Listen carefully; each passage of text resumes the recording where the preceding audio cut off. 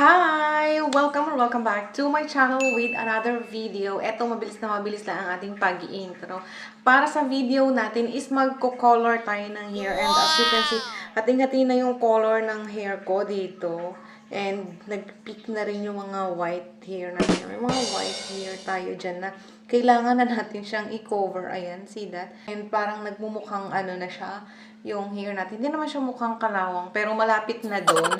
So, gusto ko na rin siyang i-kulay talaga. And saktong-sakto naman na nakita ko tong hair color na to, hair dye actually, na no, nag-browse ako sa net. And since ito is hair dye shampoo, long-lasting daw siya.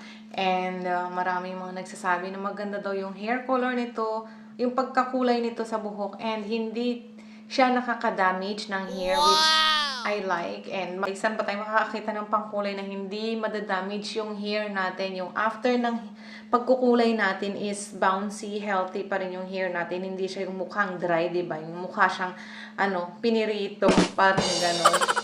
So, let's see kung mag-work itong hair natin. So, no need to bleach yung hair natin, diba? So, ayaw ko din nang binibleach yung hair ko kasi, and never ko pang trinay na i-bleach itong hair ko kasi natatakot ako baka nga maging brittle and baka masira yung hair natin. So, ang rag na nga ng hair natin, tas masisira pa siya ng ganun, diba?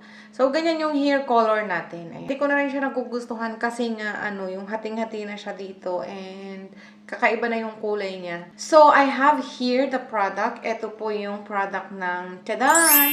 Ng Ogyas. Ogyas, tama ba yung read ko? Ito yung kanyang box. Inopen ko na siya. Ayan, so ganyan yung kanyang itsura. Nandiyan yung kanyang name na Herbal daw, Scalp Health Care Shine Color Moisturizing.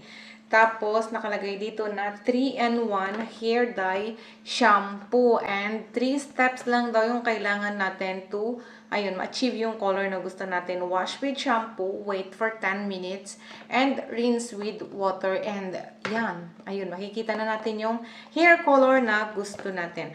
So, to this side, nakalagay naman dito, obviously, yung kanyang hair color na wine red. So, ngayon, expect ko lang is magiging burgundy yung color ng hair natin. Pag nasipatan siya ng araw, is doon natin mas makikita yung color niya.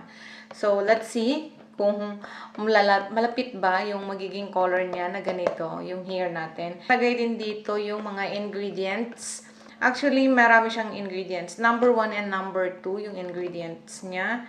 And, nakalagay dito yung ibang details like dealer, manufacturer, office address. Ayan, kung meron tayong gustong sabihin at sugurin itong hair coloring na to is pwede natin siyang puntahan. Kailangan natin ng pamasahe. Ayan. And nakalagay din dito yung kanyang factory address. Ayan. And yung kanyang production license and executive standard. Ayan. Nakalagay din dito yung kanyang barcode and manufacture date and expiration date. Sa likod naman, nakalagay dito yung kanyang description. Ayan, hindi ko nababasahin dahil very mahaba. Nakalagay din dito yung kung paano natin siya gamitin and yung kanyang precaution. So, kung paano natin siya gagamitin is pumped shampoo from the bottle. The quantity depends on person used with dry hair. So, kukuha tayo dito. Wala na tayong gagawin. Ready to use na siya. Magpa-pump na lang tayo. And depende yung dami ng gagamitin natin na shampoo sa sa hair natin. Syempre, mas mahaba yung hair natin, mas madami yung magagamit natin. So, for this one, 500 ml naman siya. Hindi ko alam kung ilang beses ko siya na magagamit. And hindi naman natin siya araw-araw na gagamitin, so, i-mix daw natin yung shampoo until maging foamy bago natin siya i-apply sa hair natin. And then, i-gently massage natin yung shampoo from roots to tip until lather is formed. Massage and keep it on hair 5 to 10 minutes. Wear gloves every time. So, after ng 5 to 10 minutes, i-rinse na natin yung hair natin with shampoo and conditioner. Yung kanyang suggested use niya is pwede daw natin siyang gamitin every 10 to 15 days. So, parang 2 weeks, gano'n. So, let's get started na. I just wanna be happy, happy tonight.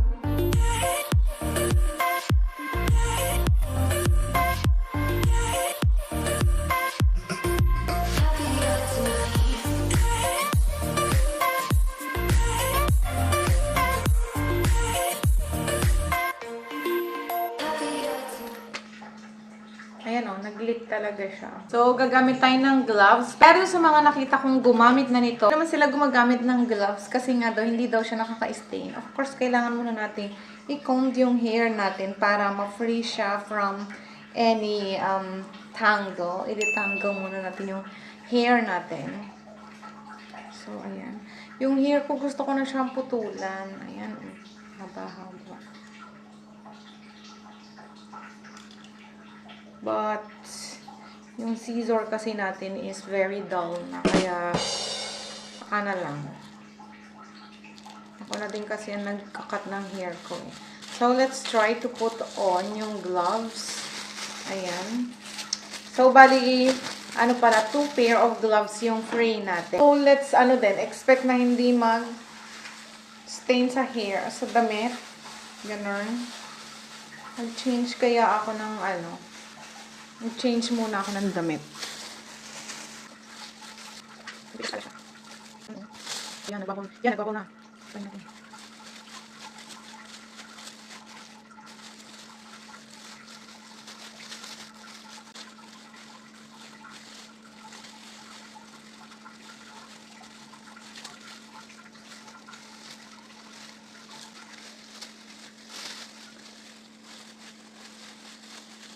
Alis!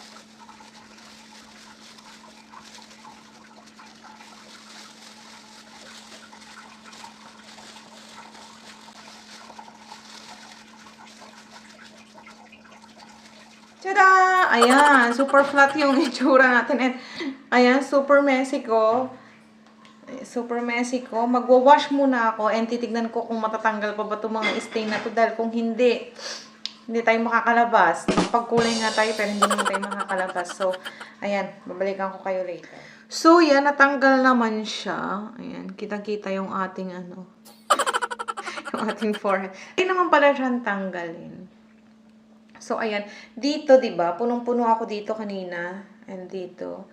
Tapos dito, yung para tayong ayan pa nga yun natira. Para tayong nakigera, pati yung legs ko meron. And once na na-apply na natin siya, sabi dun sa instruction na mag-wait lang tayo ng 5 to 10 minutes. And kung gusto natin ng mas matagal or para makover yung mga uban-uban natin dyan is mas tatagalan natin yung pagbabad. So, I'm gonna wait for 30 minutes. So, kanina natapos ako ng 9:36 ng umaga sa pagko-color. So, ngayon is mag-wait pa ako ng ilan pang minutes bago ko siya banlawan and para malaman na natin yung result. So, ayan, it's time na banlawan na natin yung hair natin kasi ang nakalagay dito sa instruction niya is mas matagal, mas maganda natin na makikita or mas maganda yung magiging kulay, yung magiging result niya. So, napa-over na nga tayo. So, kanina tapos tayo ng pagko-color is 9:36 and ngayon is 10:11 na. So, umover na tayo. So, let's go. Banlawan na natin ito. And let's find out kung ano yung kanyang outcome. Ito na yung Wow. So, ito na yung result ng ating hair. Wow. Ooh. Yarn. Oh. Ganda ng color niya, diba? Ganda ng color. So, that's the result. And very healthy tignan yung ating hair color, ha. Hindi siya yung yung nakaka-dry ng hair. Ayan yung buntot niya. Yung dulo.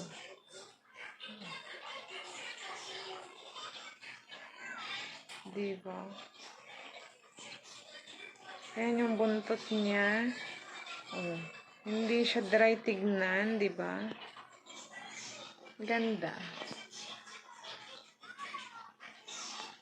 Kitang-kita siya lalo na pag nasisipatan siya ng araw. So, diba, oh. Ang ganda niya. I like it. Oh. And yung ends ng hair natin, tingnan niya. Diba? Hindi siya yung dry na na kind of, yung itsura, healthy siya. Ayan. And, hindi siya matigas sa buhok, malambot. Anyway, nag-conditioner naman ako, but meron yung mga hair coloring, di ba na, after mo siya ma-wash off sa hair mo, nag-shampoo and nag-conditioner ka, pero matigas pa rin. But this one is, no, kasi kailangan mag-shampoo ka din and magko-conditioner ka rin. Syempre, kung ano na yung gamit mo na conditioner doon. Ayan. Ang ganda niya. I like it. So, let's see kung gaano siya magtatagal. Itong color na to, mag-update na lang tayo for yung kung gaano katagal magstay yung color niya na ganito, very vibrant, and I like it. Wala naman ako na experience na Makati, ganyan, o masakit sa anit na kagaya ng ibang gumamit nito na sabi nila masakit daw sa anit or Makati, yung medyo mahapde, pero wala naman akong na-experience na ganon. So, depende siguro yun. Kanya-kanya naman tayo ng katawan. And, ayun, hindi naman ako na-experience na ganun. At saka, hindi talaga ako yung sensitibo. Yung skin ko, hindi siya sensitive. Okay siya sa kahit na wag lang yung apoy talaga. At syempre, mapapaso talaga tayo doon. So, ayun, ang ganda niya. I like the color. So, there you have it. Ayan. Bye-bye!